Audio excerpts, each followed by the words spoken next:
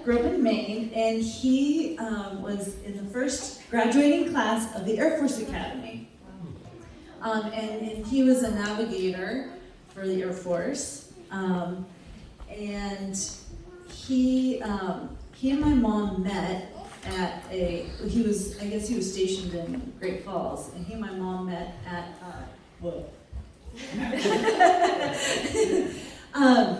at a dance that they had put together for, maybe like the teachers and the officers or something like this.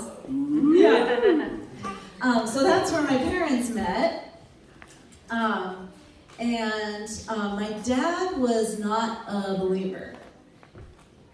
He would say he believed in God, but if you ever tried to talk to him about it, he would get angry. Like, that's not a good sign.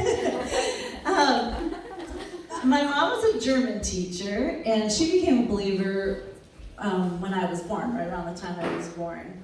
And so shortly after my sister was born, she's like nearly 3 years younger than me, my dad retired, and they said they just kind of took their fifth wheel and they started driving, and kind of until they found a place they wanted to settle. So they drove all the way from Alabama across and landed in Spokane.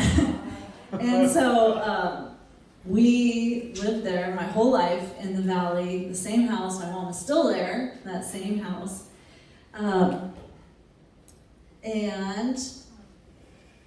So my dad, I would say he was a good dad. It's not like I would go up and open up my heart to him and stuff, it was like kind of awkward for him, but I always knew he loved me, he was proud of me, he was very faithful, consistent, and he liked to be outdoors. Actually, he didn't really like living in Spokane, and he was a civil engineer for an insurance company. And so even though he stayed there for years and years and years, he was like dying a slow death there. And so every Friday, we ended up with 15 acres about 30 minutes south of Priest Lake.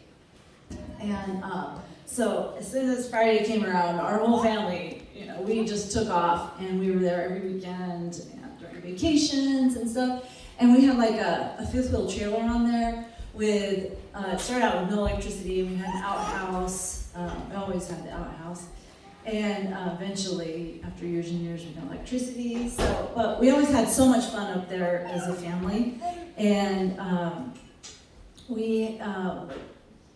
my sister and I would run around on the three-wheelers and four-wheelers, and we had snowmobiles, and we went boating on the lake, and so we had lots of fun like that.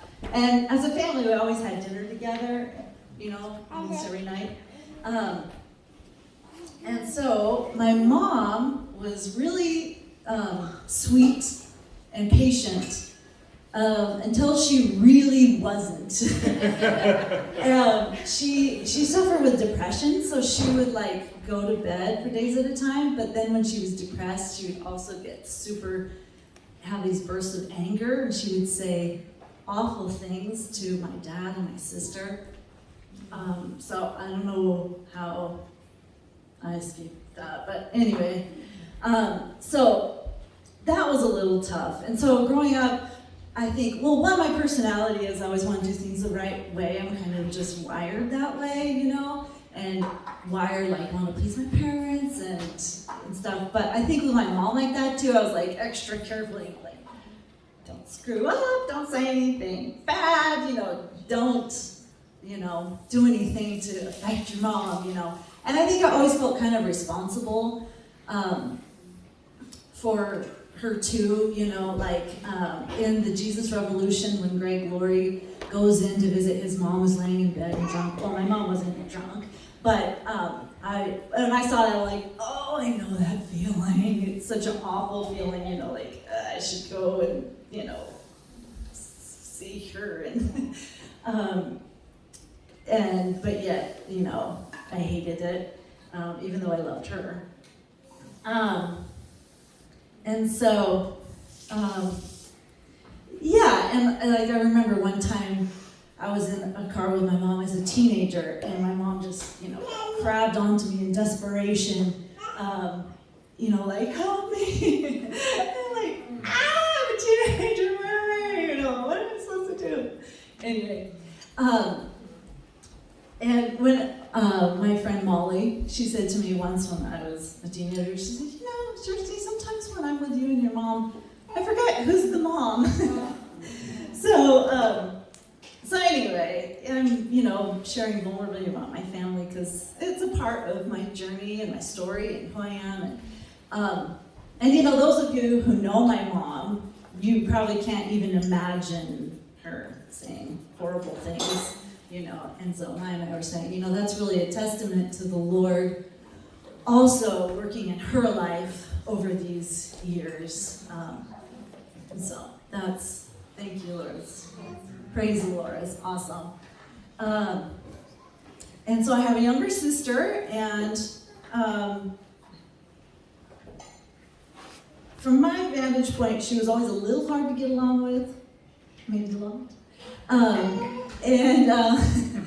But we generally had a fine time together. But anyway, part of my story is now she hasn't spoken to me for some years because she got mad at me. So anyway, so my sister hasn't spoken to me for quite some time.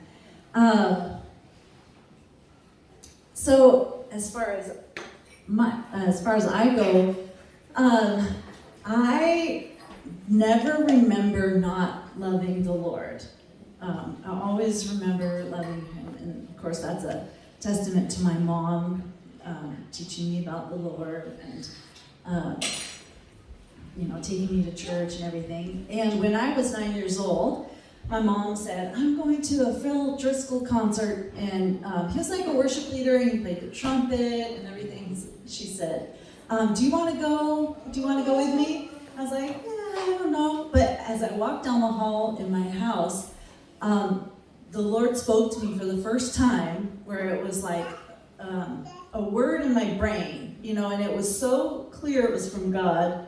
It's almost as if I heard it with my ear, but it wasn't in my ear, but he said, go. And so, okay, I guess I'm going, Mom. And so at first I'm like, it's so loud. But then I just started worshiping, and that was the first time I encountered the Lord in such a deep way.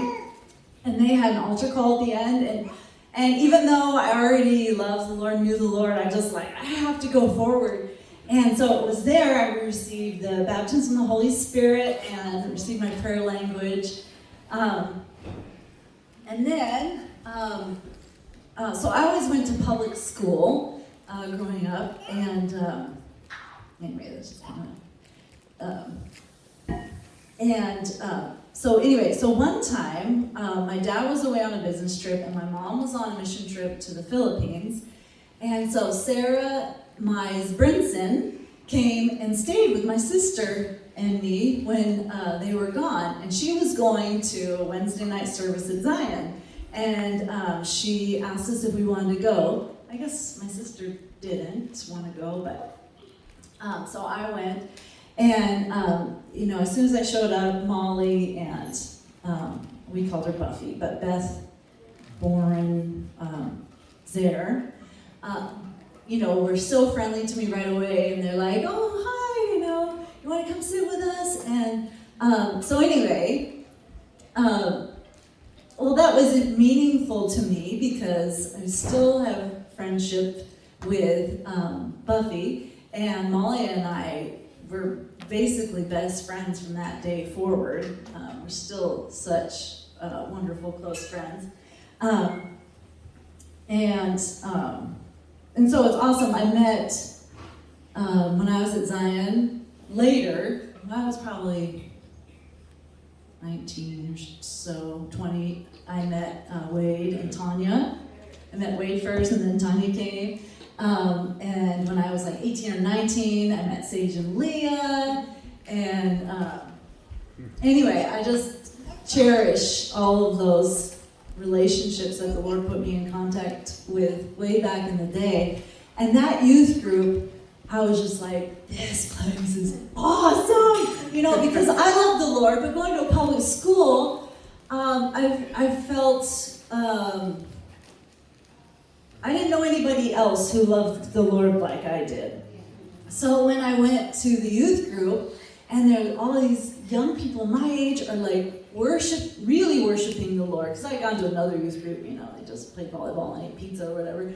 But they really wanted to worship. They really loved the Lord, and they were fun, and it was just amazing. And I'm so grateful that the Lord led me to that, because it's one of those moments in my life when, it for sure put me on a certain course. And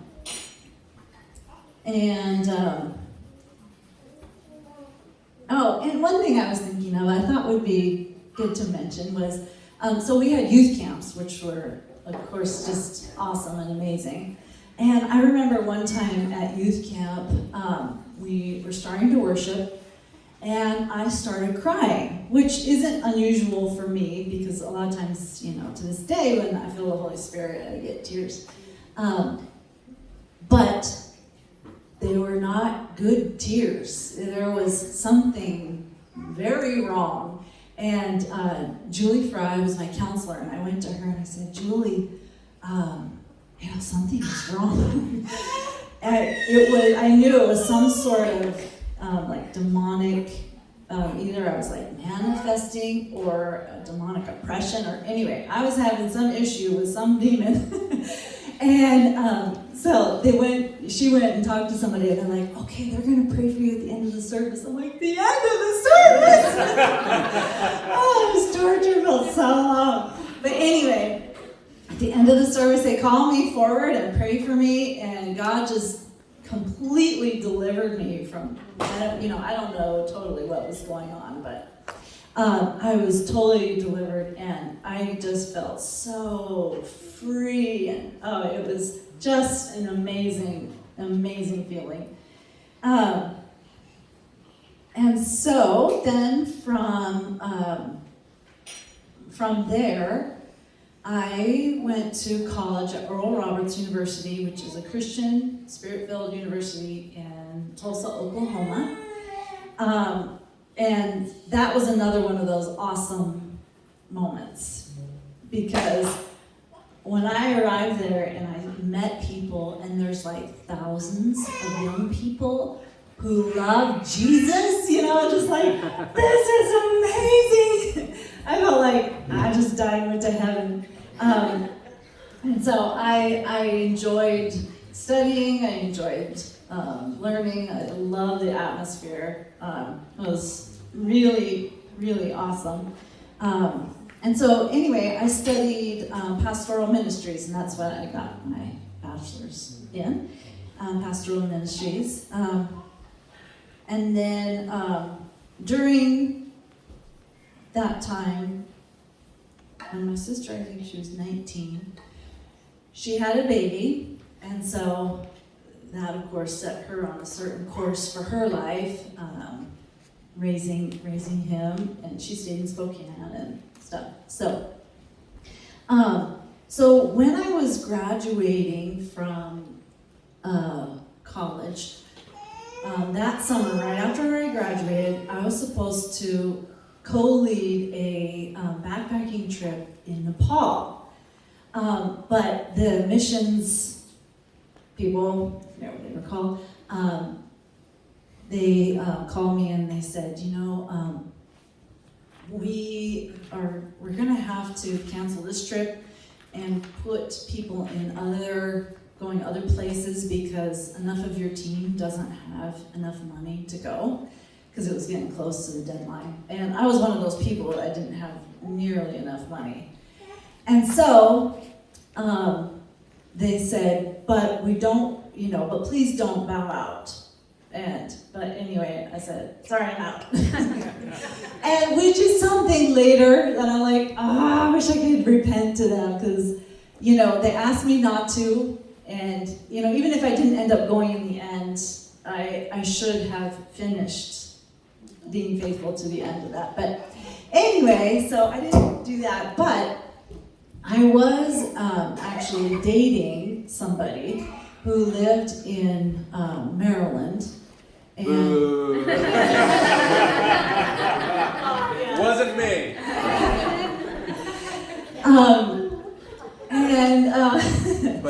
part of her testimony. Yeah. As much as those ones you're like, oh, come here, raise that faith. And so anyway, there was a summer camp from that area where this person lived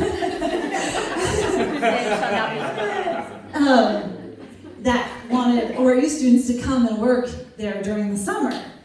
And so I'm like, oh gosh, I think I'll do that. So I signed up to be a camp counselor there for the summer, it just happened to be in the same area, as this person.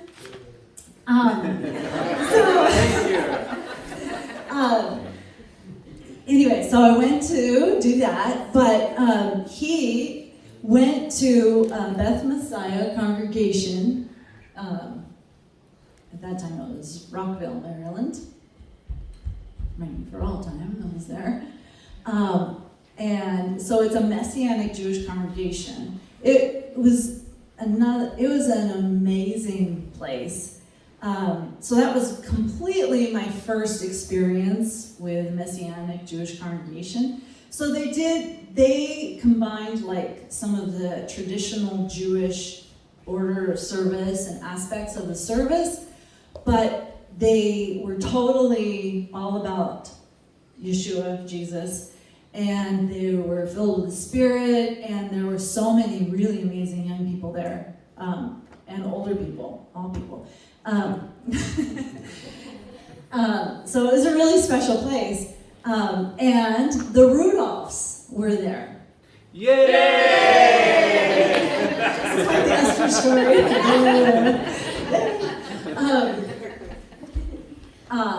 So anyway, so that is where I met the Rudolph family, and Maya's brother Matt was leading the young adult, actually called the college and career group then, and that was just a wonderful, wonderful group of young people that, again, they loved Jesus, they wanted to serve him and worship, and of course Matt brought his gifting and personality and skill set to that group, and so anyway, it was just lovely.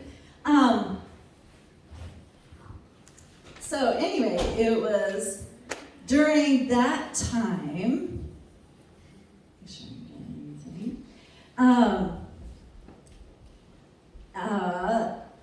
that this guy and I broke up. Yay! And like at the same time, my parents got divorced. And so, but I lived. I lived with this amazing older woman who the Lord just sent her into my life, and she just spoke God's truth over me, and I would feeling squished and nothing, and she would just, encourage me in the Lord. And anyway, she was an amazing godsend. But anyway, needless to say, I felt devastated during that time with, what had happened in my personal relationship and then my parents' relationship. I really felt like, oh gosh, I felt like I had nothing, I felt like I didn't have my family anymore, and anyway, it was really rough for me. But actually, so I forgot to mention this, after the summer camp, they asked if I would teach at the Messianic school, just like elementary, actually went through 8th grade, that was connected to the congregation. And so even though that wasn't what my degree was in, I always liked, I had once dreamed of maybe being a teacher, and anyway, that's kind of my makeup. And so I'm like, yeah, that would be great. And actually, being a teacher there was fantastic. I taught 3rd grade, which is like the best. They're so adorable, and they just soak everything up. Anyway, I had the best kids, and I just loved it. So I was working the job, which I really loved. I had Mrs. Little, but everything else I just felt like, nothing. And I felt so squished that I was like, Lord, I know I'm supposed to think and know you're good, but my heart just isn't convinced right now. And so I went through like months and months of, it felt like kind of struggling with the Lord. You know, me saying, Lord, I really want to get there. I'm not there. You know, will you help me? And, that prayer just over and over again. And I actually, this is another more vulnerable story, but I think it's very significant to my life. I was in my bed one night just crying, and Lord, why? Why couldn't this relationship have worked out? Why? I was sincerely talking to the Lord, but I didn't really think he would answer me back. And he said, my grace is enough for you. And I have my best in mind for you. And so that was, of course, a massive encouragement from the Lord. And actually, so I was also on a journey of finding contentment in just, okay, Lord, whatever you have for me, whatever it is, if I never get married, if, these dreams, you have since you're a little girl, whatever you have, that's good, and that's what I want. And so when he said, I have my best in mind for you, he didn't say what it was, no promises there, but just that it was his best for me. But I love looking back at that moment, because one, it's so gracious of the Lord, this hurting person just crying out to the Lord, and he answered me just so lovingly and graciously. But I love to look back on it, and because I feel like that 100% in my life, that God gave me his best. And, I'll mention, probably, we'll talk about this a little bit more later, but having Maya as my husband, I don't know, I always said to Maya, you're like my verse that God's able to do exceedingly abundantly above all you can ask or imagine. Like, I hoped to be loved so much and cherished so much and have such an amazing husband, but it still blew my mind, and so I think that all the time. I'm so blessed that God gave me Maya and that he really is his best for me, and so I'm so grateful for that. And so during that time at the congregation, I was getting to know the Rudolph family, and I was there in Maryland for 2 years, and Maya was there for 1 year, and then he was gone with Roy, apprenticing to learn to build homes and stuff the other year. And so, and Maya is like 4.5 years younger than me. So, wasn't legal yet. right, so he was still in high school when I was out of college.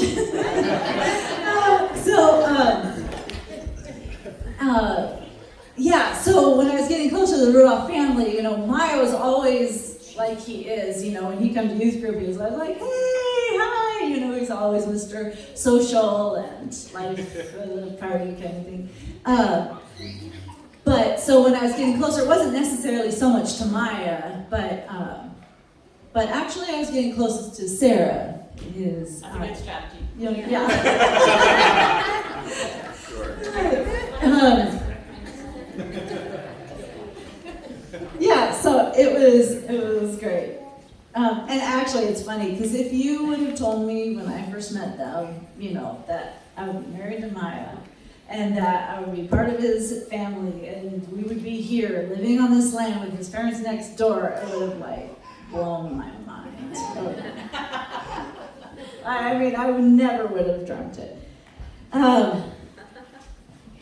So anyway, after months, getting back to is God in a good way. Yeah, for sure. 100%. After feeling like wrestling with the Lord for months, I finally felt like, I got it.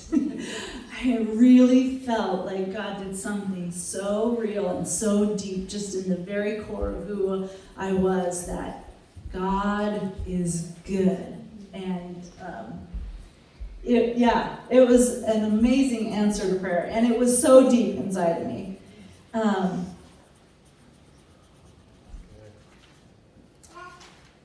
And then the Rudolphs, after a year and a half I was there, they said, "So, we're moving to Cyprus." And I was like, "What? No, you can't leave, don't leave." I didn't say that, but inside I sure did. And so they were going to Cyprus to start a discipleship training school for young people. And so anyway, it wasn't that too much after that. I don't remember how long. But his dad said, "Hey, do you want to come with us?" Let me pray about that. Yes, I'm in. Yeah, we weren't. There was nothing at all between us at all. But I just love their family so much. And so anyway, yeah, I didn't even hardly have to pray about that. I probably did, but sorry, Lord. So anyway, I was certain, yes, for sure, this is what I want to do. And they said, "Well, we're going to start the school in January, but why don't you come in September, and you can tutor Kes and Isaac, his two youngest siblings, do their schooling with them."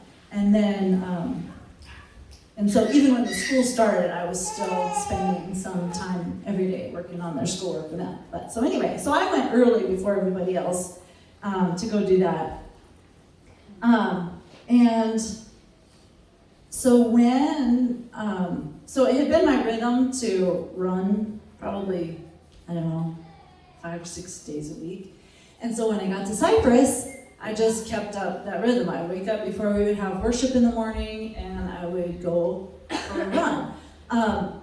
But after a few times of doing that, Maya's dad was like, Well, actually, Maya had been doing the same before I got there. He had started running in the mornings. And so he said, "Well, we're kind of new to this area, and I would feel much better if you ran with Maya."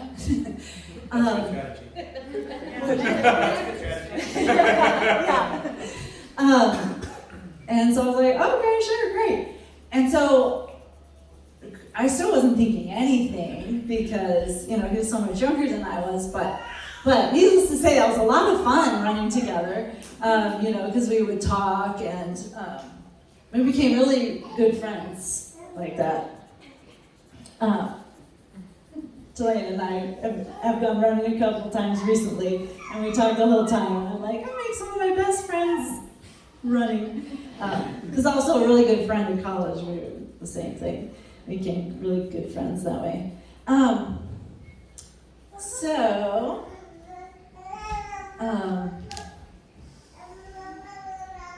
So anyway, in that time period of us running together, so that was September, and we weren't gonna do that during the school, go off and run together during the school, and the school was starting, and so they didn't want you to have any sort of romantic special relationships during the school, and so even though, well, I didn't know it, but Maya started having feelings for me during that time of running. And then I also for him during that time of running, but we didn't say anything to each other because the school's coming up. And anyway, it wouldn't have been a good idea. But anyway, but I guess we probably had a clue because I was thinking, like, oh, I should tell everyone this story. They'll probably like it. So,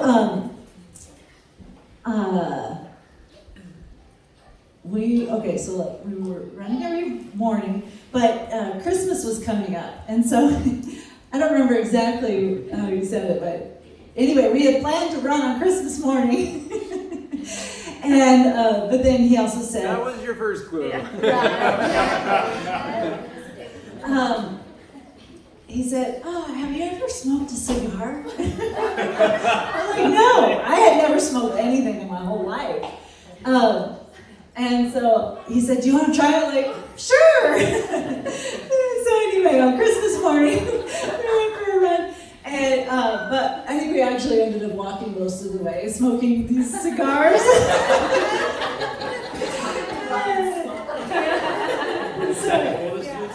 Yeah, I was like right before the school started.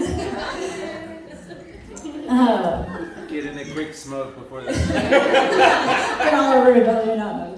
Don't do that. no tobacco use. No, it was funny because we planned out. I planned out the whole thing because I was like, smoking cigars makes your clothes smell really strong, right?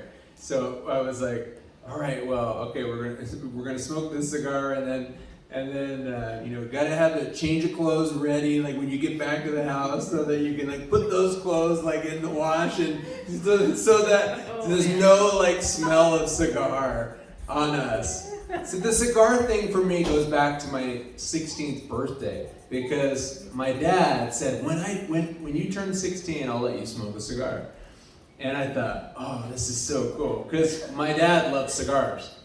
And so as a young person, I saw my dad from time to time. It wasn't like a huge problem or something, but he just from time to time he would smoke a cigar. And so I thought that was the coolest thing. And I wanted to, and he said 16. So on my 16th birthday, my dad took me out to smoke a cigar. And he said, all right, well, I want you to, take some really good puffs on that. And my dad, I didn't know this at the time, but my dad was actually trying to get me a little bit green from smoking the cigar, because he wanted to like kind of put a bad taste in my mouth so I wouldn't want to smoke cigars again after that. But that didn't happen, and I actually loved it. And I thought, oh man, this could be my thing. Like, I could be like a cigar smoker, every once in a while at least. Anyway, so that was what was behind it. I'm 21 years old. By this time, I'd had many a cigar in my life, and I was like, Shersti hasn't had any, so. You're such a man.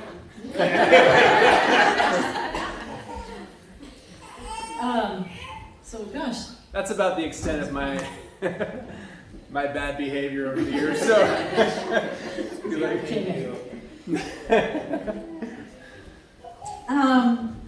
So anyway, I'm almost done with my part, but the school for me was so great. It was just awesome. I loved every minute of it. God met us so powerfully, and so, when we started the school, I thought, okay, well, if this is supposed to like continue with Maya, then the Lord will have it there at the end of the school, and if not, then this is a great time for everything to just, fizzle out. But during the school, I still had all my feelings, and I even felt, I didn't even pray about it. I'm like, I'm not going to pray about it, Lord, I'll wait till the end, But I kind of felt like the Lord was kind of speaking to me, during that time, like these little things, to where at the end of the school, I thought, okay, if Maya is feeling the same way, then I feel very confident that he's the one for me. Oh, and I did want to say, with the other relationship, I don't know what happened, because it was very much my heart to follow the Lord and in relationships like that. And so I didn't enter that like lighthearted or haphazardly. And so, but obviously I missed it. And even going to Maryland, it's kind of like, oh my gosh, what was I thinking? But it is so amazing, so gracious of the Lord, that even when I was off track, he turned it around for good. He got me like in this amazing spot where I needed to be. So that was so neat. Yeah. Okay. You want to share? Yeah. I was born in a little town called Walhalla in South Carolina, and my parents, of course, shared some of their testimony. They have many years worth of testimony still to share with you, but I was glad we captured what they did share, because those are some of the things that we really like to catch on film. So we got it. Yes. But yeah, I was born just a little bit, very close to Clemson, South Carolina, and at my 6-month checkup, they found that there was a problem with my thyroid, and they said that I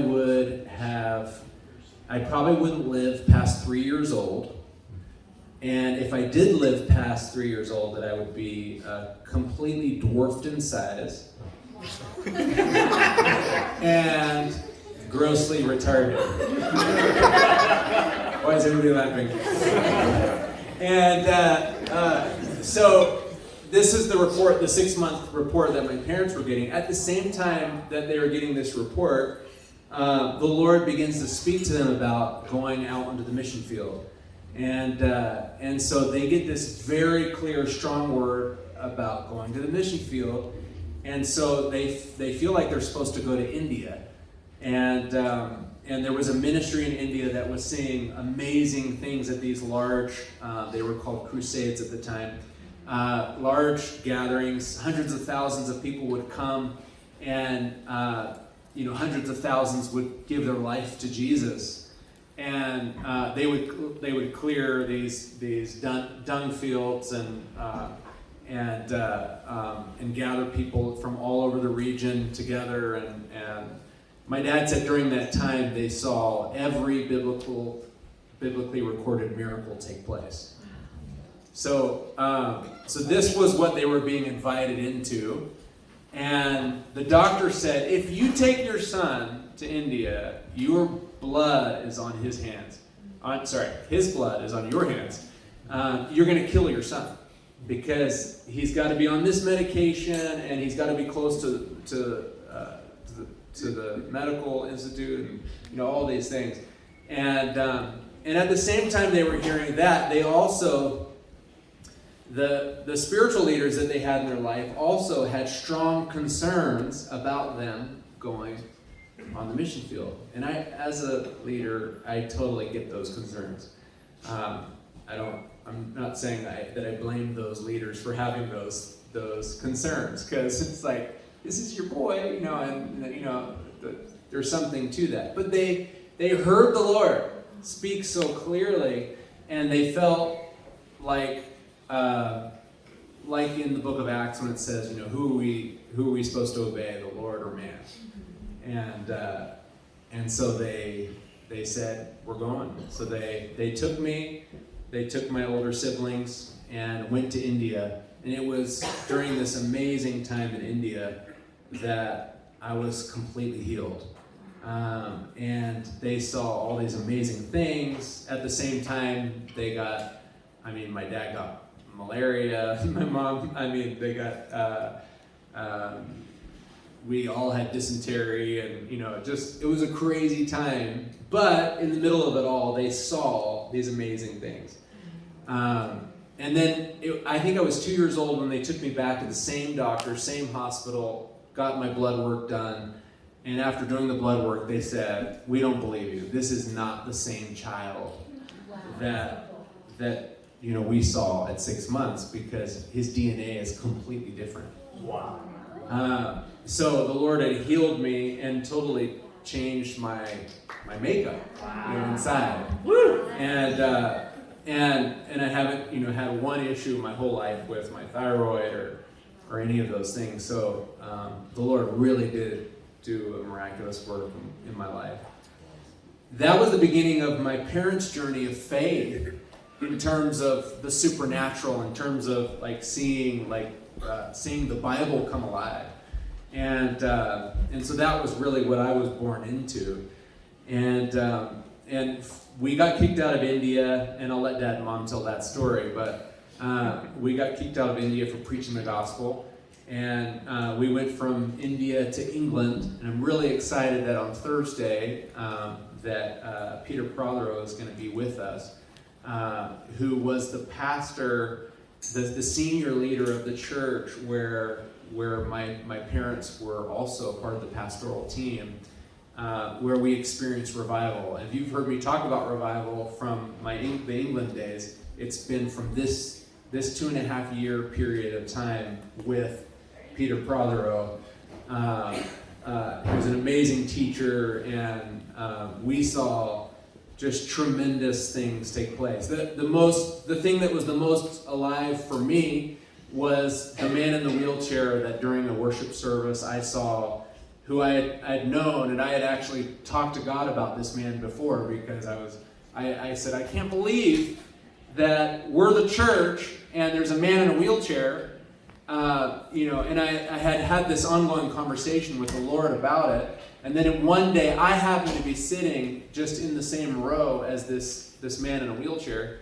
And just nobody was praying for him. It was in the middle of worship that this man leapt up out of his wheelchair. He'd been in a wheelchair for 11 years, could not walk. It was like a hand under his bottom or something kind of like lifted him up, because it wasn't just like, let me see if I can, it was supernatural. Like he literally whoa, kind of like flew out of his wheelchair to standing. This is how I remember it as a kid. And I can't forget this picture that I saw. And he began to run around the auditorium of this church. And so that was a huge thing for me in my faith journey. Was like, I thought, I had always questioned, why is this happening? If we're the church, why is this happening? And then here, in a moment, in an instant, without anyone laying hands, it was just in the middle of a worship time, powerful worship time, but it was a worship time, and just leaps out of his chair and begins to run. And something clicked inside of me that day. Something shifted, something changed. Because up until that point, all of the experiences with God had been happening around me. But after that point, I felt like my experiences started to happen in me. Before that, I was seeing it happen with my eyes, but it wasn't connecting to my life. But it was essentially an answered prayer, because it was like a heart cry of mine, I don't understand, this man, this nice man, is in a wheelchair, and boom. So we saw a lot of things during that time in England. It was a huge part of giving me a desire for revival, giving me a heart for the body to be beautiful, the bride to be beautiful. And we saw scary things in terms of deliverance, and as a little kid, that was my perception, is whoa, the demonic realm is not a game, and it's there's a very real realm, the spiritual realm that's happening, and it's as real or more real than even what we see and touch, and we got to we got to experience a lot of breakthrough in the realm of deliverance, which Dad and Mom, I'm sure, will share more about as well. But growing up in a missionary family was good as I look back on it. It was good as I look back on it, but it was hard as a kid. And it was hard because my dad, he calls them the go-yees. He had the go-yees, and he was gone all the time. I mean, my dad was gone all the time. He had such a passion to see the world saved that, and this is something, my dad will share this with you too, because this was a part of his testimony as well. I struggled as an adolescent, as a preteen, with the fact that my dad was gone so much. And I mean, he was gone. There were some years he was gone 6 months out of the year, so he was, at home as much as he was gone. And I would act out, I guess, as a kid, and I had a serious anger problem. And I know that's all relative, but my siblings would tell you that I did have an anger problem. I was an angry kid, and I also suffered with a spirit of rejection. And it was primarily connected in some way to my dad being gone all the time. And I remember when I got delivered from this spirit of rejection, my dad wasn't home. And my mom felt to go through the house and anoint every room with oil. And as we were walking through the rooms of the house, we got to my room, which was a closet. We have a lot of kids, and we had a big house, but we had a lot of people staying with us as well. My parents always had people living with us who were being discipled, and so I was sleeping in a closet. But it was my closet. I liked it. It was my own closet. like I had my own closet. You know what I mean? It's like it was another way. Other people want their own rooms. I just wanted my own closet. It was good. But we got to my closet, and we went in, and it was a big closet. There was a room for a single bed in there, and I remember my mom anointing the room and then praying, and then something came on her powerfully, and she laid hands on me, on my head, and I went out under the power of the Holy Spirit. Wow. And and hit my bed. So I'm down on my back on the bed, and I just remember that when I got up off of the bed, that I was so free. I was so light. I had received deliverance. I had been freed from this spirit of rejection. It was specific. I know it was the spirit of rejection that left me. That was the thing that my mom felt to pray and to cast out, of me, and it happened. I know that was a defining moment in my life, because I stopped seeing myself as a victim, like stuff's happening to me because of this, and this, and something shifted, in my heart.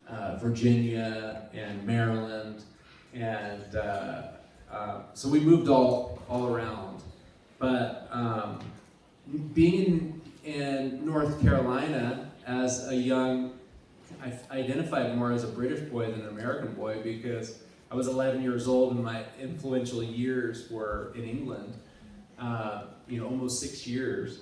And I was seeing a basketball for the first time. I had not seen a basketball. I mean, I had not played basketball. I didn't know what basketball was. 11 years old.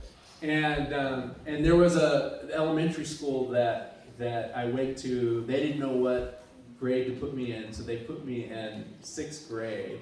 And because my age, I could have been kind of either 6th or 7th, and probably more 7th, and because of my height, I think I should have been 7th. But they put me in 6th grade, and I started playing basketball out on the playground with the kids, and I realized that man, I'm actually pretty good at this. Like, these kids have been playing since they were little, and I've never seen a basketball before, and yet, like, my team keeps winning. Like, I mean, it was kind of a revelation. And then I got so excited about it, I discovered this movie called Pete Maravich, about Pistol Pete. And I watched this movie over and over and over again, and I tried to emulate everything that I saw Pistol Pete doing. And I would go down to the playground and play when nobody was around. I would just shoot, for hours by myself out there, and it was just, it really marked me because it kind of gave me a goal, gave me a drive, it gave me something to be excited about. Where previously, as a middle child in my family, I didn't really know what that was for me. The older siblings had stuff they were excited about, and the younger ones, and so I think this was now my thing, and so that was a fun thing for me, and in going into my high school years, because we stayed on the East Coast of America until after I graduated from high school.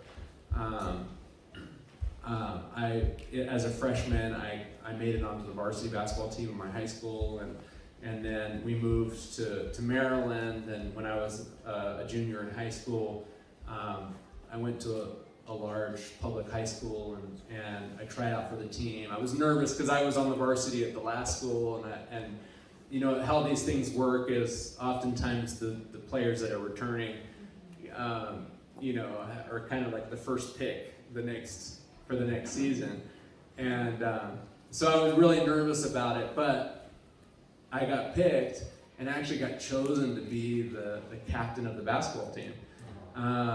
And so this was like my thing. Like, God was doing things and there was stuff that was happening, but it was on the peripheral, and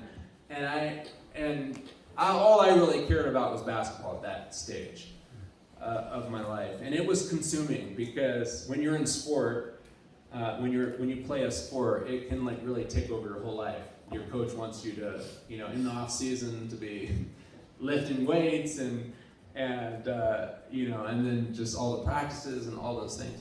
So, but it was in my senior year of high school that, in my junior year of high school, my family ended up going to Toronto, and that's not accurate. Sorry. Anyway, it was before that we went to Toronto. And many of you have heard this before, but Toronto was an incredible experience for my family, because although we had touched the Lord and experienced the supernatural and been a part of charismatic church and all of those things, we'd seen the power of God, and Toronto was totally different, and it really shifted something inside of the whole family. Every single one of us was touched by the Lord there. I remember Matt was asked to give a testimony up in Toronto, and he was invited up onto the stage to give a testimony. And he walked up the stairs onto the stage, and he fell out under the power of the Holy Spirit. He could not make it up to the microphone, just so much weight of the presence of the Lord on him. And then our whole family, one of the things that marked us during that time was our whole family was back on the tape lines that they would put on the ground, so everybody knew exactly where to stand to get ministry. Because there were so many people coming in, that they had to be organized in their ministry. And they put these tape lines on the ground, and you had to go stand there and wait for someone to come with the purple badge, with the badge with the purple dot on it, to come by, and they were permitted to pray for you, but nobody else could pray for you, right? It could only be the people with the badge. So we were standing on the line, and it's kind of like, what's going to happen? Like this is kind of. I mean, I know God's really moving here, but what's going to happen to our family? And so we're all standing in a row together, and the person comes through. I don't even remember what happened, but all of us are laid out on the ground under the power of God, and while we're down on the ground, somebody who was there put our hands together, so we're holding hands down on the ground. And then about 45 minutes to an hour later, we all kind of realize we're on the ground. And we look around, and we're holding hands. Someone had put our hands together. I think someone put our hands together. And we got up off of the floor. My mom was the last one to get off the floor. I remember that because my mom had to be carried out. They let everybody linger for a very long time, but then there's a certain time where they turn the lights off and everybody has to leave. We were the last ones in this big warehouse, and my mom had to be picked up. And so Matt and I and Dad had to lift my mom out of the room, and that was a memorable experience. There's when you're under the weighty presence of God, your body is like dead weight. So, it was an experience. so we were lifting my mom out, to helping her to get up off the floor and out of the building and into the car, and then it was popular at that time to talk about kind of a manifestation of the Holy Spirit being the jerks, because you would have this stomach kind of contraction, and you kind of like, it would kind of like pull your stomach tight like this. And my brother and I got that big time, and we were both just like, kind of, and then he would be, we just back and forth. We were in an elevator in the hotel where we were staying, and we were going up, and we were both, because there was another man in the elevator. So we were both trying to be reserved and like not, but we could not keep it in, and so we were like, kind of like just trying to hold it, and then of course there was at the restaurant trying to pee in the urinal, and this was an experience also. So no, I'm literally, it was heavy and it was on us. It was just everywhere else. That was, yes. That was the. It really was an amazing experience. But we were changed. My family was completely changed from that moment on, and we left there and had such a love for one another as we went. So that marked us, and then the Pensacola revival broke out the next year, and our young adult group went down there, and we would wait outside to get into this building where we'd heard that God has been moving inside the building. We would stand in line from 6 o'clock in the morning till 6 o'clock at night, 12 hours waiting to get inside this building to experience God. But what was happening is that God was not limited to the building, and the whole line was experiencing a move of God as they were trying to get in, as they were waiting to get in. So people were breaking out guitars and instruments in line, and there were different worship sets that were happening, as they were waiting to go to worship, And I just thought, as a young person, in high school, I was thinking, this is just the greatest thing ever. Yeah. This is it. I mean, this is it. This is what we're waiting for, what we're longing for. And then when I got inside, there was such a spirit of conviction that I was there for 5 nights, and 5 nights in a row, I ran to the altar to give my life to Jesus. 5 nights in a row. Like I could not be saved enough. Like I wanted to be more saved.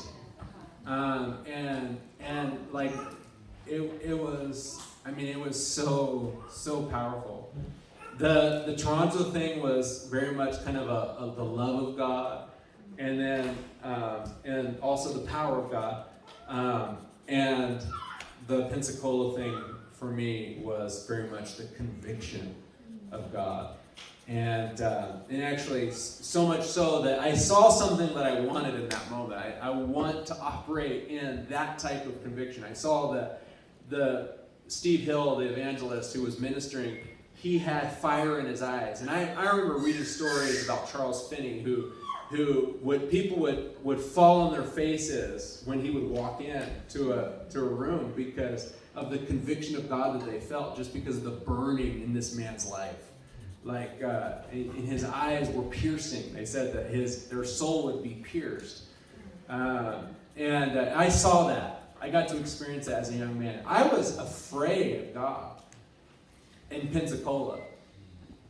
I was afraid of God because I had sin in my life. And when I saw that man and proclaiming that message, I ran to the front because I didn't want to have anything to do with the sin that was in my life. And I wanted to part ways, with that. And so that's why I was like, every night, I was like, I want to be more clean. I want to be more clean. And that was very much my experience. Was anybody here ever go to the Pensacola revival or experience that? There was a lady who a young girl who was 16 years old, Charity, who would sing every night of the revival. I think she was 16 years old, I'm pretty sure. She would sing this song about running. And then every time they would do the altar call at the end. It was like this, like people were waiting on the edge of their seats for the altar call because they needed relief. Like Shersti said at camp when she wanted to be delivered. It's like, I have to wait for a whole service to be delivered. Like that's how it was there. Like, just give us the call because we want to respond. And that marked me too, because it's like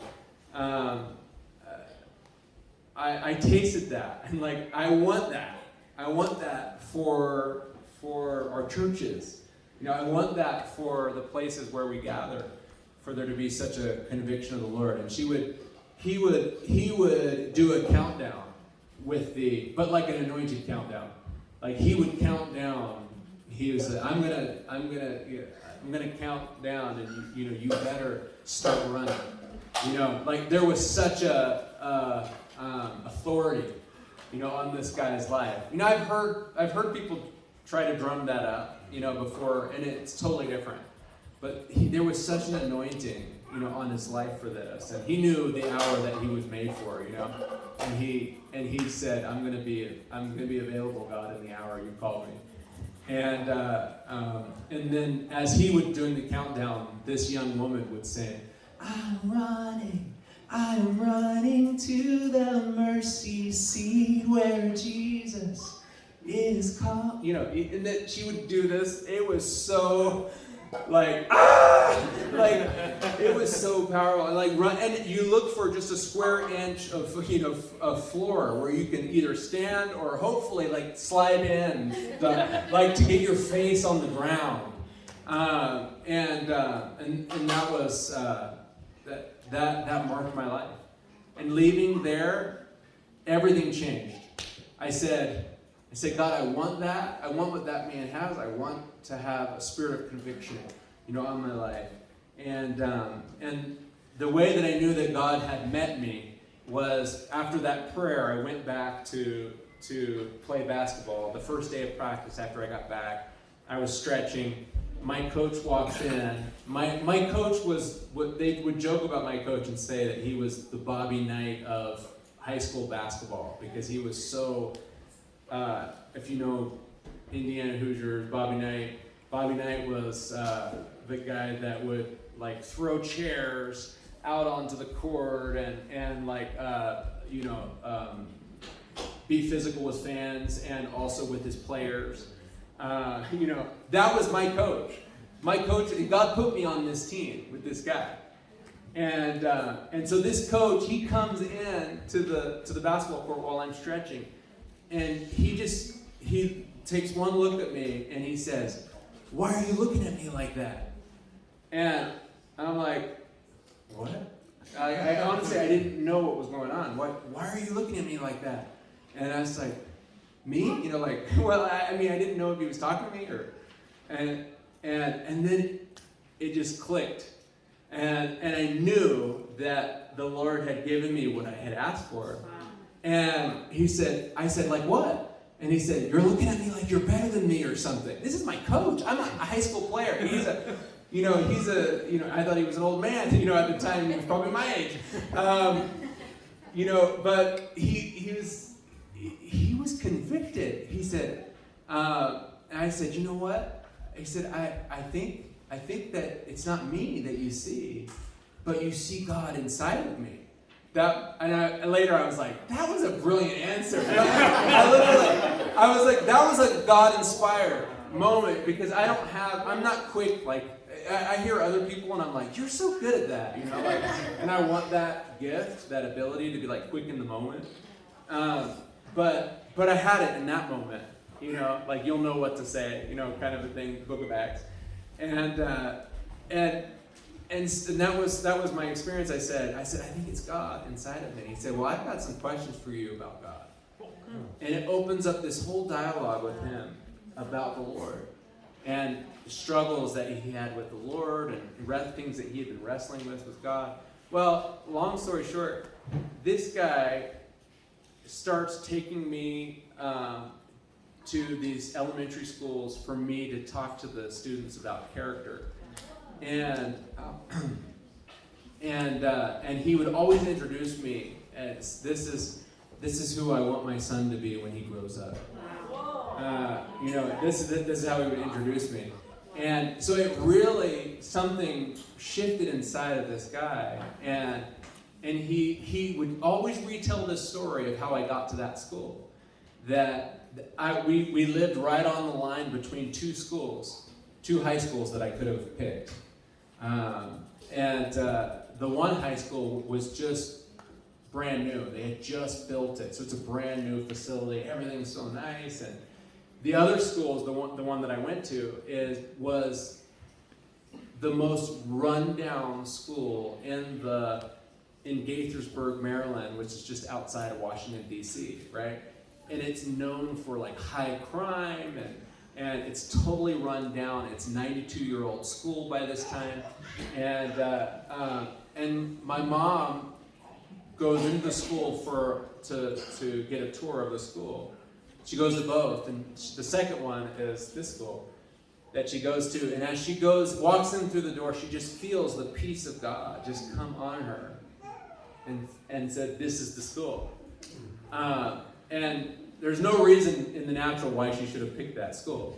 And as a parent now, like, there's no reason why I would want to send my child to a school like the school that I was sent to. But it was 100% the Lord. And I got to go to this school, and I started Bible clubs, and I would have worship teams come into the school and do these times of worship, and I got my brother and sister passes so that they could lead worship in my school, and God there was just such an open door for me. But that coach, he would say at our banquets that we would have, our sports banquets, he would always tell the story of how my mom heard the Lord speak to her that she was supposed to send her son to this school. And he would always say it was because he was supposed to be a part of our basketball program. Like this was his coach, kind of a thing. But he wasn't like he wasn't a believer. I mean, he just was so gravitated toward the Spirit of God inside of us, and so that was a huge part of forming. But I realized on that trip back from Pensacola, it's like basketball had been my God, and I didn't want to live for anything but for God. I wanted the Lord to take first place in my life, and so basketball took a back seat from that moment on. I got scholarships to play in college, but I said I don't want to play basketball. I don't want to go to college because the only reason why I'd be going is to play basketball, and I want to give my life to the Lord. So I want to go into ministry, and that kind of began the journey for me in my heart of going into ministry. And so I think it's a good place to end. But there's so many stories, right? Every single one of us have these stories that got, and it's like Talena said on Sunday. These things are so important for us to remember and to rehearse. Even in the telling it again, I am inspired by the journey that the Lord has given to us, you know, and we bring our stories with us. So like when we are part of community, you bring those stories to the table, and it makes us now as a community who we are together collectively.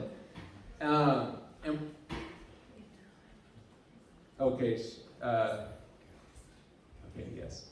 I'll just finish up telling our story. I think that's a good place to end. Is that what you're saying? Yeah. Good. So Shersti comes to Cyprus. I didn't have the benefit of being the last year with Shersti because I moved to North Carolina, which is absolutely hilarious. When she said it, I was like, that is so ridiculous and funny that I went to apprentice with Roy to build log homes. This is the most ridiculous thing I've ever heard of. I literally, this was brilliant.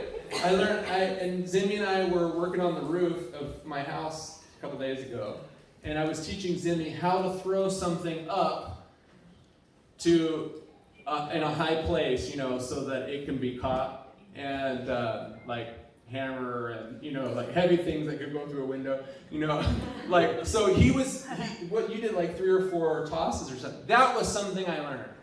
I learned how to toss tools to the guys that are actually doing the work on the house.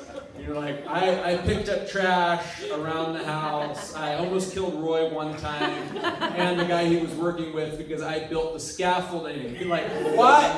You haven't even let me use a hammer and you're saying build the scaffolding that we will depend on with our very lives. Well, they fell from the scaffolding. Both of these guys fell. It was like 15, 16 feet, I think. They fell, like from their feet. And they fell down, and he fell down and hit not Roy, the other guy, little bald man, who was, his name was Alva. And he hit his head on a cinder block. Oh my and took a chunk. Like, I was so nervous because I saw him with his head bleeding, and I saw the crime scene. And I saw like there was literally a chunk of skin with hair coming out of it on the cinder block. And I was like, oh Lord, what have I done? Oh, what have I done? It was like, I will go into ministry. And from that moment on. So anyway, yes, I didn't get to spend that time with Shersti. She was getting to know my family. I was in North Carolina. When our whole family moved to Cyprus, I remember the day that Shersti pulled up in the van, the van that the ministry had over there, and was getting her stuff out. She had this really cute bob. Do you remember bobs? She had this really cute bob haircut that was kind of fresh and new, and I was like, whoa, who's that? I kind of noticed her for the first time, like, kind of in a different light. It's like we're on this Love Island. And I'm just joking. It wasn't like that, guys. But she was attractive, and so I saw her. Anyway, so yeah, the whole thing that she said about running, we were running. That was innocent. That was completely innocent. And my dad was not doing like some prophetic thing or whatever, you know. It was serious concern because we didn't know the area that we were in, and we didn't know if you know there was some bad old Greek men or something that were gonna take Shersti. And so we started running together. It was about a month into running together that I started to develop feelings. And then later discovered it was about a month after that Shersti started having feelings for me. But the school was coming, no special relationships, so I didn't say anything to her. I didn't hint, I didn't suggest it, other than the cigar smoke. On Christmas morning. On Christmas, I didn't, yeah, I mean, she'd have to read between the lines on that one.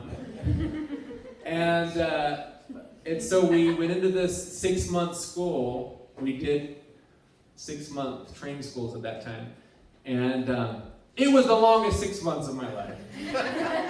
I'm not gonna lie. Shersti had grace, I guess, to go through it, but like for me, I was going to bed early every night. You know, all of the other guy students were like hanging out and having a good time, and I was like, I'm tired, guys. Seth said because I roomed with Seth during that time. Seth said I was so boring, like during that, because he's like, you just wanted to like get through 6 months, you know. And because I was thinking, I can't say anything to her during the school, so I gotta wait until the end of the school. So come on, hurry up and get this school over with. But the Lord did meet me in a significant way during the school, but that's another story. But so there were some things that happened that were really key during the school, where we have said no special relationships, and we tell our teachers we don't want any prophetic ministry over people related to mates, dates, and babies. So we don't want any prophetic words about this one's spouse or that one's spouse or whatever. And but I tell you, we had at least three prophetic words. I did that were like so clearly about the spouse, the person that I would marry, and I'm just gonna say I was so thankful for it, because it helped get me through. And one of them was this. It's like, hey Maya, come up here, like start praying for me. I just see you and your future spouse. I just see you running together. I just see you running all over the Mediterranean. I see you having a Paul-like ministry. My middle name is Paul. So I'm like, I see you having a Paul-like ministry, and I just see you and your spouse, he must have said that like 3-4 times, running together. Was that your dad? No, it was not my dad. And then another time, it was towards the end of the school. Shersti had just had an exit interview, and she was concerned because she had overstayed her visa, which was not her fault. It was my parents' fault. But we didn't quite know what to do, what the Cyprus government would do if you had overstayed, and if she wouldn't have been able to complete the program if she had, if she had left before. So They might say, you're out, go back. yeah, so she had a concern about the outreach trip, because if she were to leave and go on the outreach, she might not be able to get back into Cyprus, and she had obvious concerns about that. And so my dad and mom were kind of asking her questions during the exit interview, and do you want to share that? And I said, so, how are you doing? How are you feeling about, I think it was like, staying there while everybody else goes to Ethiopia? Yeah. No.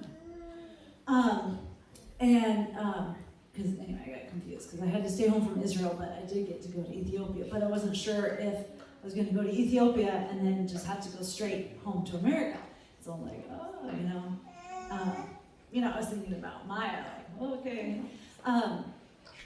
And so his dad said, so how are you doing? I'm like, well, I'm a little concerned about leaving the island, because, they might send me home. And he looked at me, he said, is that it? And I'm like, yeah, that's it. I'm like, oh my gosh, I'm flying straight to space right now. And he looked me straight in the eyes and said, I don't think that's it. I'm like, my head is shouting, oh my gosh, what's he talking about? All these things. And so anyway, so then at the end of the interview, they said, they asked me straight out, like, so, do you have feelings for anybody? I'm like, oh gosh, okay, I can't lie now.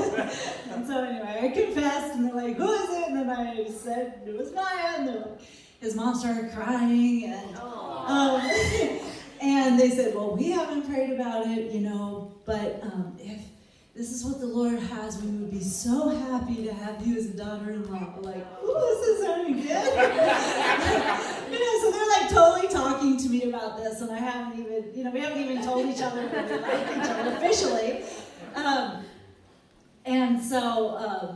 So anyway, so it happened to be my birthday too, and so I went back to the worship room, and Pierre Daniel was there, and he's a prophet from France. And as soon as I came in, he said, "Oh la la!" Jeff copied him. He did a good job. And he said, "Oh, I see angels all around you." And he said. He said something like, "Is this a special day, or Yeah. this must be a special day for you because I see angels all around." Yeah, and everyone's like, "It's her birthday." And so, and they said, he said, I see that you're going to leave the island, and, hi! Hey, Peter! We're just finishing up our testimony. And you're going to be separated from Gateways for a while, and it's going to be very difficult for you. But then I see that you're going to come back, and when you come back, you're going to receive something very special from the Rudolphs. And you and your husband will have a ministry very similar to David and Emma.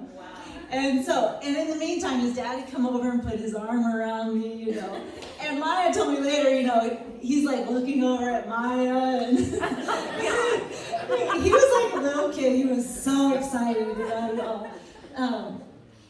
And so anyway, but it was so funny because inside I was like, okay, don't read into it, Too late. Trying to make myself chill. So. Yeah, so we went to Ethiopia, and after that, and I was like, for sure, I'm going to talk to my parents while we're here in Ethiopia because after the school, I am for sure going to talk to Shersti, and she's the one. I'm going to marry her. I know it. And so I actually gathered all of my siblings, my parents, in the hotel there in Ethiopia, and sat down, and we shared with them. I shared with them, and my sisters were crying, and But that's not because they were happy. Oh, really?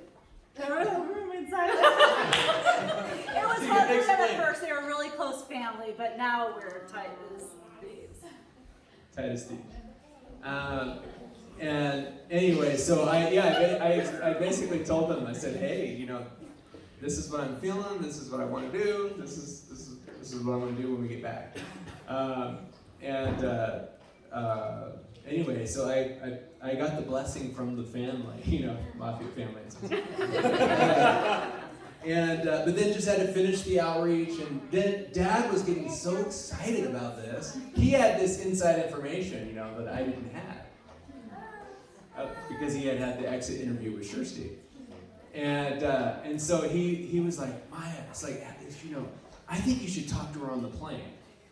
And I was like, Dad, the outreach is not over yet. We need to, the rules say.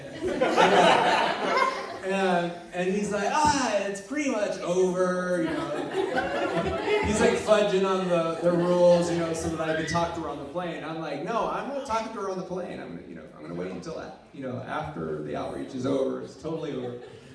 And Dad, no, he's like, I got it all figured out.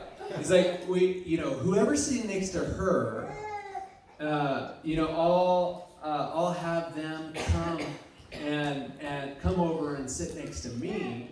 And then you can go up and sit next to her so that you can talk to her privately, And I'm like, no, I'm not doing this. So on the plane ride, my dad happens to sit behind her and is balling up tissue and like throwing it at the back of her head during the flight. And then pointing to me. And he's like, he did it, he was like junior high, kind of schoolboy. But I held true. It wasn't until the next day. And I couldn't sleep a wink that night. Got back but the next day, like I was, it was like 4 a.m. or something. It's like, do you think she'll be up yet? Like 5 a.m, like surely she's up now. Just so I had to wait till a reasonable time, and then I called on the phone. There's one phone in the house at that time, and somebody, I think Kelly answered it or something, and I was like, hey, is Shersti there? I felt so awkward, asking if Shersti was there. And then Shersti got on, and I said, hey, do you think we could go for a walk? Maybe go for a hike today? And she said, sure. And I was like, okay, I'll pick you up. Got off the phone. Sure. How should I interpret this? Like, what does sure mean? It was very intentional, sure. Like, is this a good thing, or what? So anyway, we went for a walk. We ended up going on a 2-hour hike.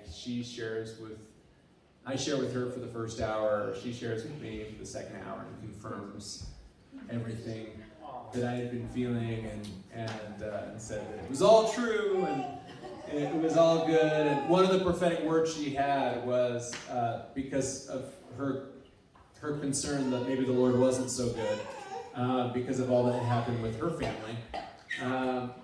She was assured by these leaders that came to the school and during a time of deliverance and ministry and stuff. They said, hey, don't worry about it.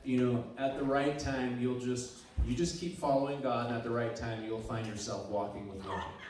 And here we are walking on these mountain trails in Cyprus, and I asked her if I could hold her hand after it was mutual. And so we're holding hands walking down this trail, and then she remembers, you'll just find yourself walking with one. And so the rest is history. So that was like the end of June? Yeah, that Or was the end of May. in May. You left to go back to America in June, and we were married in November. So, more to tell.